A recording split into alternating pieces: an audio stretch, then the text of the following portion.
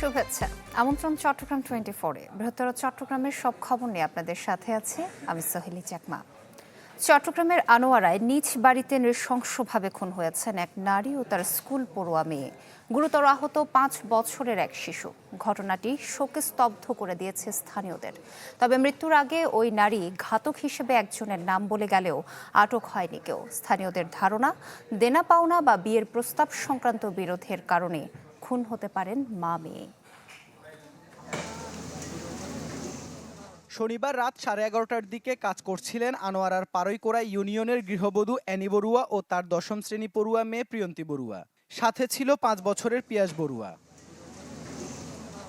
কিছু বুঝে ওঠার আগে পেছনের দরজা দিয়ে ঢুকে ঘাতক প্রথমে ছুরিকাঘাত করে প্রিয়ন্তীকে। মেয়েকে বাঁচাতে গেলে ছুরিকাঘাত করা হয় অ্যানিকেও। এতে ঘটনাস্থলে মারা যায় প্রিয়ন্তী। চিৎকার শুনে আশপাশের মানুষজন এগিয়ে এলে পালিয়ে যায় ঘাতক। অ্যানি বড়ুয়া মারা যাওয়ার আগে ঘাতকের নাম নেন বলে জানান প্রত্যক্ষদর্শীরা। তো এটা মা নাই ফরি গই ও ফরি জনের পর সদা আরে মসজিদে ওই তেজ আজির পর মারি ফেলে আরইও মাইজি আর বাইশেরও মাইজি একজন এই দূর কথা আইন তেজি আজি ভাও জাগাত মারি ফেলে মারি ফেলে আর এই কেন করছিস আর এই মাঝে মানে কি ইতে ইন্দে হাড়ে দিগি মানে এটা হাড়ে দিগি মানে রক্ত লয় মুখ ধান সরকারের আবেদন যেমনি এর হত্যার যেন যেভাবে ইয়া করে আপনারা দেখাতে পারেন এটা আমরা। মাথায় ছুরিকাঘাত করা হয় ছোট্ট পিয়াসকেও। ভাগ্যক্রমে সে বেঁচে গেলেও অবুঝে শিশু এখনো বুঝে উঠতে পারছে না সারা জীবনের জন্য মা আর বোনকে হারিয়েছে সে। স্ত্রী ও মেয়েকে হারিয়ে এখন শোকে স্তব্ধ বেসরকারি চাকরিজীবী সুজন বড়ুয়া। টাকা পয়সা নিয়ে এই পর্যন্ত কোনো ঝামেলা হয় নাই, কিন্তু এখন এই যে ঘটনার পরে বুঝতেছি যে একমাত্র আমার পরিবারের প্রতি ও যে কাজটা করছে মনে হয় ওর যে টাকা দিছি টাকার ডুগনগুলো আমার কাছে আছে।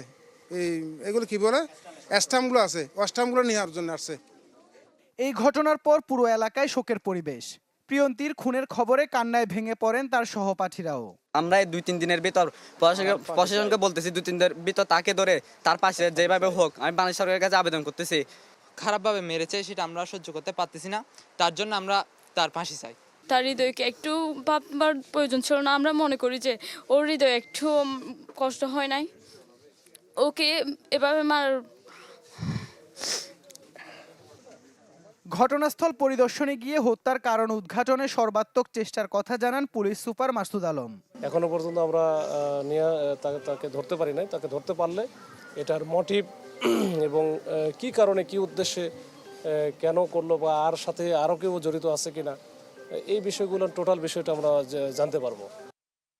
তবে স্থানীয়দের দাবি সুজন বড়ুয়ার কাছ থেকে 1,17,000 টাকা ধার নিয়েছিল প্রতিবেশী রিমন বড়ুয়া। সেই টাকা যেন পরিশোধ না করা লাগে সেজন্য প্রিয়ন্তীকে বিয়ের প্রস্তাব দেয় সে। তাতে রাজি না হওয়ায় ক্ষোভে এমন ঘটনা ঘটাতে পারে। রিমন কার্যক্রম নিষিদ্ধ ওয়ার্ড আওয়ামী লীগের নেতা বলে জানান স্থানীয়রা। ইবেন মির, চ্যানেল 24, চট্টগ্রাম। চট্টগ্রামের রাউজানে যুবদল নেতা মাসুদ চৌধুরী হত্যায় এখনো মামলা হয়নি, আটক হয়নি জড়িতদের কেউ।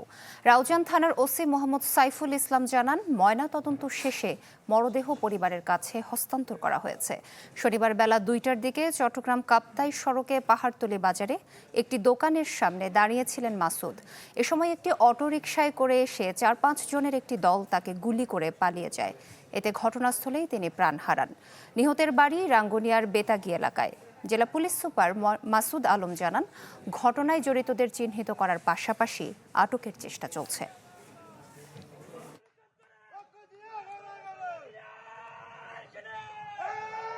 পাহাড়ের ভিতরে ওইখানে যতটুকু আমরা গতকালকে পাহাড়ের ভিতরে আমরা একটা অভিযানও দিয়েছি, কিন্তু আমরা ওইভাবে আসলে সুবিধা করতে পারি না, তখন ভিতরে অনেক দুর্গম এলাকা, ওইখানে এইভাবে কাজ করা মুশকিল। তারপরে আমরা গোপন সূত্রে বা আমাদের যে প্রযুক্তিগত বিদ্যা আছে, টেকনোলজি আছে, যেটা এই টেকনোলজির মাধ্যমে চেষ্টা করতেছি তাদেরকে আইনের আওতায় নিয়ে আসার। আমরা এটা নিয়ে আসবো ইনশাল্লাহ। দলের ক্রিকেটার নাইম হাসানকে হেনস্থার ঘটনাটি চট্টগ্রামে এখনও আলোচনার কেন্দ্রে। ঘটনার পর পুরোপুরি ট্রমা কাটেনি তার। পুলিশ স্বর্ণের চালান ধরতে তল্লাশি বলে দাবি করলেও এটাকে রহস্যজনক বলছেন নাইমের স্বজনরা। তাই পুলিশের নিয়মিত কার্যক্রম ঢেলে সাজানোর তাগিদ আইনজীবীদের। জাতীয় দলের ক্রিকেটার নাইম হাসানকে বিনা কারণে হেনস্থার সময় শুক্রবার রাতে ঘটনাস্থলেই পুলিশ ও কথিত সোর্সের বিরুদ্ধে ক্ষোভে ফুঁসে ওঠে জনতা, যা ধারণ করা হয় মুঠোফোনে। সে সময় ঘটনাস্থলে ছিলেন ক্রীড়া সংগঠক মোহাম্মদ ইকবাল। জানান, নাইমের সাথে সেদিন কি হয়েছিল তার বর্ণনা। আপনি আমার কাছে খেলোয়াড় টেলা বুঝি না, ও আমার কাছে এখন আসামি। আমি যে বাংলাদেশ ন্যাশনাল টিমের প্লেয়ার। এরপর আমি জিজ্ঞেস করলাম, উনি আপনি কি ওনার কাছে কোনো অবৈধ জিনিস পাইছেন? উনি আমাদেরকে এনশিওর করে যে না। আমি যে ঠিক আছে, ওনার গার্জিয়ান আসুক, তারপর আপনারা থানায় নেন। বলে যে না, আমি থানায় নিয়ে যাওয়া। পরিচয় দেওয়ার পরও কেন নাইমকে এভাবে হেনস্থা করা হলো তা নিয়ে চলছে তোলপাড়। বলা হচ্ছে, স্বর্ণ চোরাচালানের তথ্য পেয়ে পুলিশ এমন তল্লাশি চালাতে যায়। তবে সে তথ্য আদৌ কতটা সত্য তা নিয়ে প্রশ্ন তুলেছেন নাইমের স্বজনরা। পরিকল্পনা না থাকলে একজন প্লেয়ারের স্বর্ণ আছে সেই এগুলো নিচে একটা আগে থেকে পরিকল্পনা ছিল, না হলে এইভাবে তো হওয়ার কথা না। এখনো ঘটনার ধকল কাটিয়ে উঠতে পারেনি নাইম। গতকাল তার শারীরিক পরীক্ষা করে বিসিবির মেডিকেল টিম। বিসিবি থেকে 2 জন আসছিল, এই টিম আসছিল, ওর সাথে কথা বলছে। ও আসলে মানে মেন্টালি একটু ভেঙে পড়ছে। ওরা বলছে এটা প্রবলেম না, তবে ওকে দুজি আমরা এই চাঁদাওয়ালার বাইর থেকে আমরা ওকে মাঠে ফিরে নিয়ে যেতে পারি, ওর রিকভারিটা তাড়াতাড়ি হবে।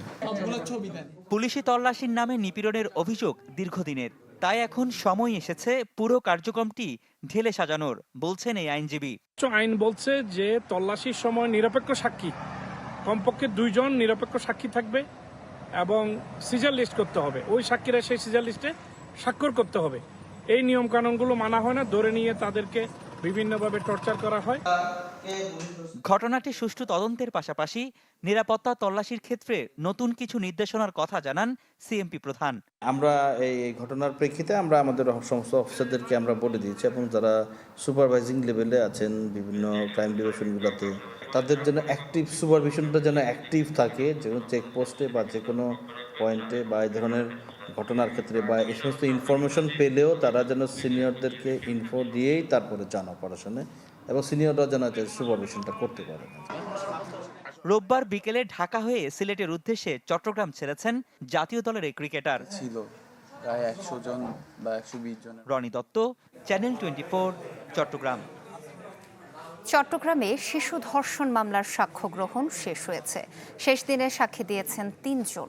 চট্টগ্রাম শিশু সহিংসতা দমন ট্রাইব্যুনালে সাক্ষ্য গ্রহণের সময় উপস্থিত ছিলেন মামলার একমাত্র আসামি মনির হোসেন। বিচারক সোমবার মামলাটির সাফাই সাক্ষ্যের জন্য দিন ধার্য করেছেন। এ মামলায় 22 জন সাক্ষী থাকলেও সব মিলে সাক্ষ্য নেওয়া হয়েছে 18 জনের। চলতি সপ্তাহের মধ্যে সব কার্যক্রম শেষ হবে বলে আশা করছেন আইনজীবীরা। গত 21 মে বাকলিয়ার চেয়ারম্যান ঘাটায় ঘটে 4 বছরের এই শিশু ধর্ষণের ঘটনা। আজকে 3য় দিনের মতো অত্র মামলা সাক্ষ্যর জন্য দিন ধার্য ছিল। বিজ্ঞ আদালতে মোট 3 জন, রাষ্ট্রপক্ষে 3 জন সাক্ষীকে উপস্থাপন করা হয়েছে। অত্র মামলায় 2 জন ডাক্তার এবং অত্র মামলার তদন্তকারী কর্মকর্তা আজকে সাক্ষ্য প্রদান করেছেন। মামলাটি ইতিমধ্যে আমাদের রাষ্ট্রপক্ষের সমস্ত সাক্ষী আমরা সমাপ্ত করেছি। এখন আসামি পক্ষ আত্মপক্ষ সমর্থনের সুযোগ দিয়ে সাফাই সাক্ষী দিবেন কিনা আগামীকাল ওই বিষয়ে তারিখ ধার্য থাকবে। সদ্য ঘোষিত 2026-27 অর্থ বছরের বাজেটকে স্বাগত জানিয়েছে চিটাগং স্টক এক্সচেঞ্জ পিএলসি। সকালে নগরীর আগ্রাবাদে সিএসসি কার্যালয়ের সংবাদ সম্মেলনে এই বিষয়ে বিস্তারিত তুলে ধরেন কর্মকর্তারা। জানান, প্রস্তাবিত বাজেটে পুঁজিবাজারের জন্য নীতি সহায়তা ঘোষণা করা হয়েছে, যা এই খাতকে ঘুরে দাঁড়াতে কার্যকর ভূমিকা রাখবে। কর্মকর্তারা বলেন, অতীতে লুটপাট হয়েছে ব্যাপক। পুঁজিবাজার নিয়ে মুখরোচক অনেক পদক্ষেপের কথা বলা হলেও বাস্তবে বিনিয়োগকারীদের স্বার্থ রক্ষার ঘোষণা এসেছে এবার, যা আস্থা বাড়াতে সহায়ক হবে। অর্থনীতি সবার, আমাদের অর্থনীতি যদি প্রবৃদ্ধি হয়, সেখানে গ্রোথটা যদি আছে ঠিক মতো, তাহলে আমরা সবাই উপকৃত হব। আর রাজনীতি সেটা যার যার বিষয়। সেই সব দৃষ্টিকোণ থেকে বর্তমান বাজেটকে আমরা বলতে পারি উনি ওনার সর্বাত্মক চেষ্টা করে গেছেন। যে প্রাতিষ্ঠানিক বিনিয়োগকারীদের আয়, ডিভিডেন্ড আয়ের উপর 20% যে কর ছিল, যেটা চূড়ান্ত হিসাবে বিবেচিত হতো, এটাকে প্রত্যাহার করা হয়েছে। এটা আমরা চাই যে আগের মতোই এটি বিদ্যমান যে 20% হারে কর আরোপ, যেটা ফাইনাল চূড়ান্ত হিসাবে বিবেচিত, এটা অব্যাহত থাকুক।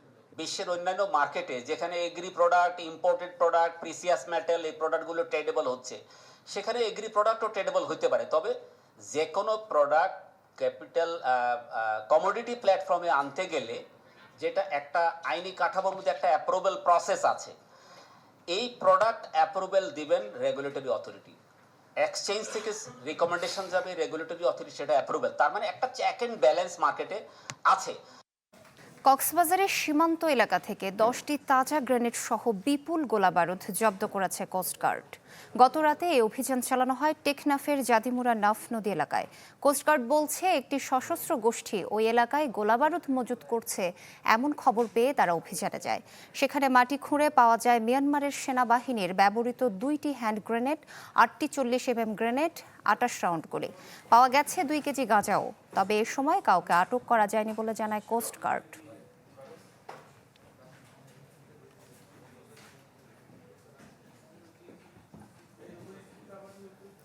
৩৯ বছরে উন্নয়ন বা সংস্কারের ছোঁয়া লাগেনি নাইক্ষ্যংছড়ি উপজেলার স্বাস্থ্য কমপ্লেক্সে। ভবনে দেখা দিয়েছে ফাটল, খসে গেছে পলেস্তারা, নষ্ট নানা অবকাঠামো। পাশাপাশি নেই পর্যাপ্ত জনবল। ফলে আতঙ্কের পাশাপাশি মারাত্মক ব্যাহত হচ্ছে চিকিৎসা সেবা। বান্দরবানের নাইক্ষ্যংছড়ি উপজেলা স্বাস্থ্য কমপ্লেক্স, যা লক্ষাধিক মানুষের চিকিৎসা সেবার একমাত্র ভরসা। 1987 সালে নির্মাণ করা হয় স্বাস্থ্য কমপ্লেক্স ভবনটি, যা এরপর থেকে আর তেমন সংস্কার হয়নি। ফলে ভবনের বিভিন্ন স্থানে দেখা দিয়েছে ফাটল, খসে পড়েছে ছাদ ও দেয়ালের পলেস্তারা। সম্প্রতি রান্নাঘরের ছাদের একটি অংশ ধসে পড়ে, বৃষ্টি হলেই চুইয়ে পড়ে পানি। এতে আতঙ্ক আর ঝুঁকি নিয়ে চিকিৎসা নেয় রোগীরা। সকাল পর্যন্ত ভর্তি হয়েছি, না আছে স্যালাইন দিয়ে গেছে, আর এখনো পর্যন্ত ডাক্তারে দেখাশোনা করে না। আমি ও বাচ্চার থেকে মেলে দিয়েছে, সেই জন্য ভর্তি করাইছি। ভর্তি করার পর ডাক্তার আসে না, স্যালাইন দিয়েছি। অবকাঠামোগত ঝুঁকির পাশাপাশি আছে জনবল সংকট। অনুমোদিত পদ অনুযায়ী নেই চিকিৎসক ও নার্স। ফলে সেবা দিতে হিমশিম খেতে হয় সংশ্লিষ্টদের। এখানে ময়লা আবর্জনা আছে, তারপরে দেওয়াল ভাঙা, পানি পড়ে, আমাদের ড্রেসিং হয় না, পানি পড়ে, ঝুঁকির মধ্যে আছে। আমরা যখন আসি তখন তো অবস্থা আরো খারাপ ছিল, এখন আলহামদুলিল্লাহ একটু উন্নতি হচ্ছে, রং টং করতেছে। সরকার যদি আমাদের জন্য একটা নতুন ভবন দেয়, আমাদের নাইক্ষ্যংছড়ির জন্য ভালো হবে। তবে ভবনটি সংস্কারের পাশাপাশি স্বাস্থ্যসেবার মান বাড়াতে উদ্যোগ নেওয়ার কথা জানান সিভিল সার্জন। 50 শয্যা বিশিষ্ট হাসপাতালের অনুমোদন হয়েছে, তখন নতুন ভবন নির্মাণের কার্যক্রম, অবকাঠামো নির্মাণের কার্যক্রম শুরু হবে। তারপর হয়তো বা এটার জরাজীর্ণ আমাদের এখন যে কার্যক্রম চলছে সেটা হয়তো আস্তে আস্তে বন্ধ হয়ে যাবে।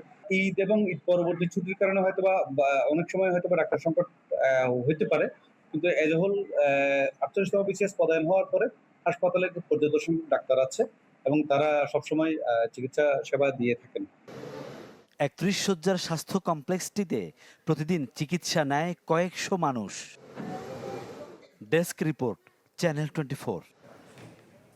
দর্শক, এই ছিল চট্টগ্রাম 24-এর এখনকার আয়োজন। এতক্ষণ যারা সাথে ছিলেন সবাইকে ধন্যবাদ।